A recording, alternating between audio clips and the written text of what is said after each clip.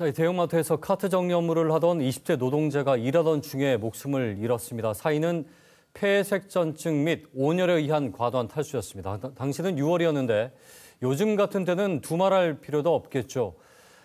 이번 주 저희 7시 뉴스는 폭염에 취약한 노동 현장 이야기를 전해 듣고 있습니다. 오늘은 양민정 마트 노동자와 얘기 나눠보겠습니다. 예, 어서 오십시오. 네, 안녕하세요. 고생 많으십니다. 숨진 노동자가 1시간에 옮긴 카트가 200개, 이동 거리가 17km.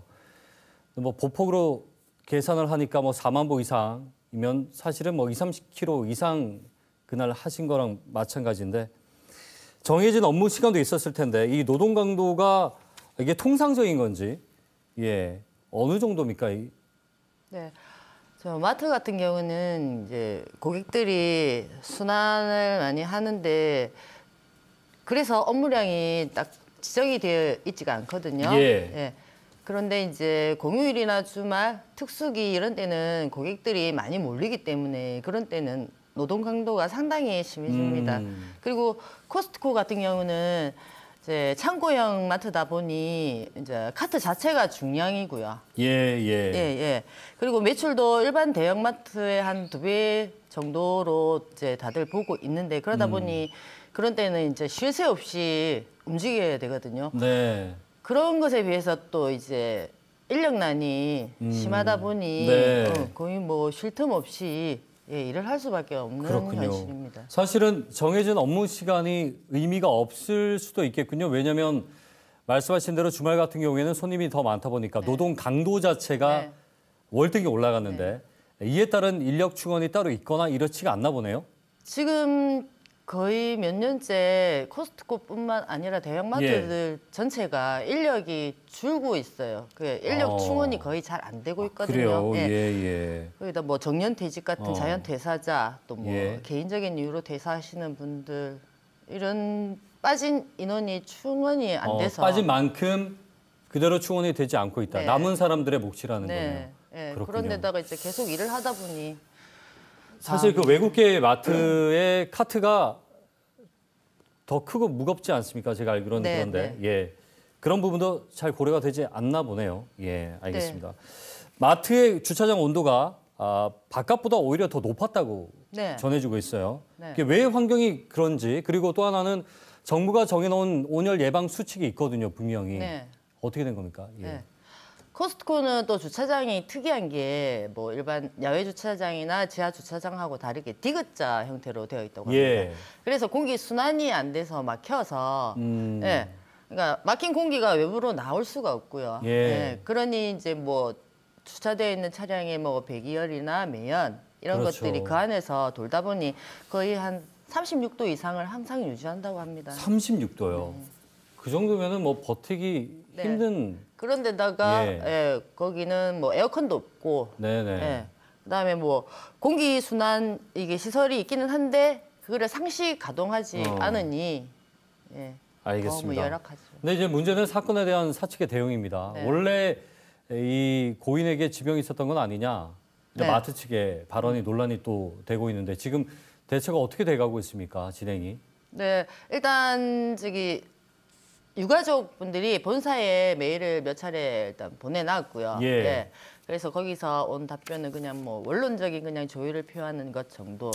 근데 이제 코스트코 본사 이제 사장이 상가집에 가서 뭐 지병이 있었던 것 아니냐, 뭐 병을 숨기고 취직한 것 아니냐, 뭐 이런 얘기들을 하면서 거의 지병으로 몰아가는 쪽이고요. 그것은 뭐 우리나라뿐 아니라 본사 코스트코도 거의 같은 입장이라고 보시면 되거든요. 거기에 대한 유족이 납득할 만한 사과나 해명이 부족한 상황으로 봐야 되겠군요. 부족한 게 아니고 뭐 아예 지금 없는 실정이고 그리고 뭐 그쪽에서는 김앤장 변호사 그쪽 대형 로펌을 선임을 해서 대응을 하고 있다 말씀이시군요.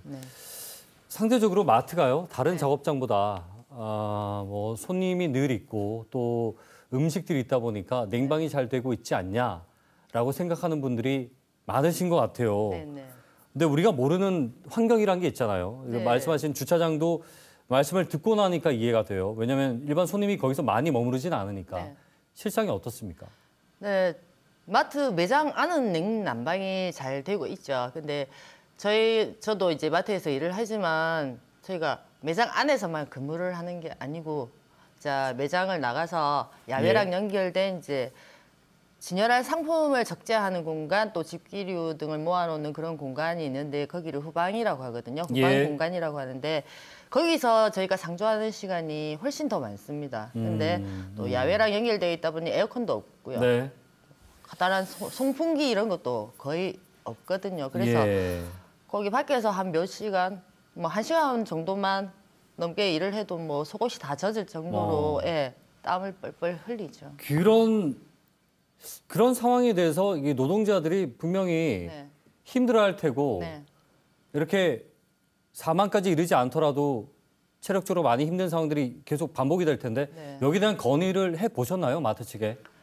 건의는 뭐 저희 항상 얘기를 하고 너무 더워요. 또 이제 또 실내 안쪽이랑 연결된 곳은 에어컨이 있기는 한데 매장만큼 이렇게 상시 잘 안 틀기 때문에 또 온도 차가 많이 나고요. 에어컨 좀 틀어달라는 얘기도 많이 하고 뭐 그냥 버티시는 거네요.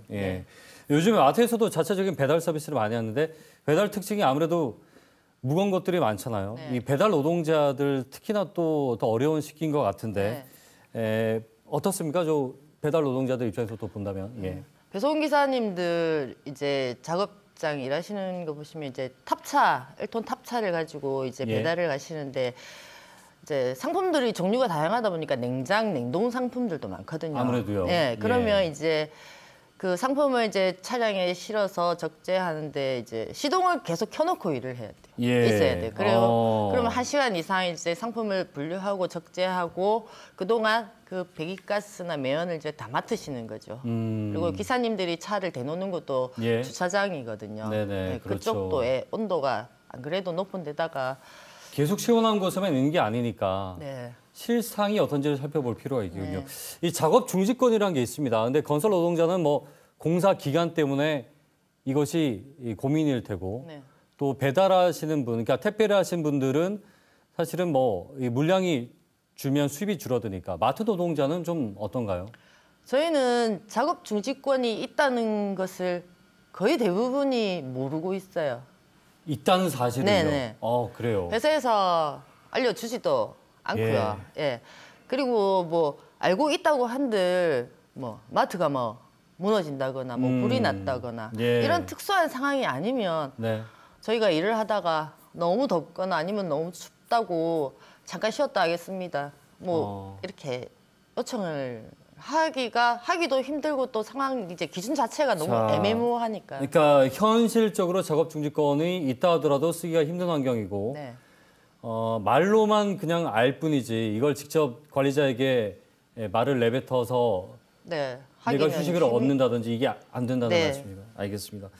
그 마트 노동자들이 수시로 업무가 또 변경되는 걸로 알고 있거든요. 이번에 숨진 노동자도 이 업무가 변경된 지 2주 만에 당한 사고고 한 말씀 마지막으로 좀 해주시죠. 저희 마트는 이제 다양한 여러 종류의 상품을 판매하는 곳인 만큼 이제 여러 곳에서 많은 분들이 일을 하시는데 이렇게 수산, 축산, 저처럼 이렇게 일반 상품을 진열하는 분들도 계신데 자기가 원치 않게 이제 다른 쪽으로 가서 일을 하게 되거나 하면 작업의 숙련도는 당연히 떨어질 것이고 능률도 오르지 않을 뿐더러 그리고 인원 축소로 인해서 그렇게 옮겨가게 되는 경우가 많거든요.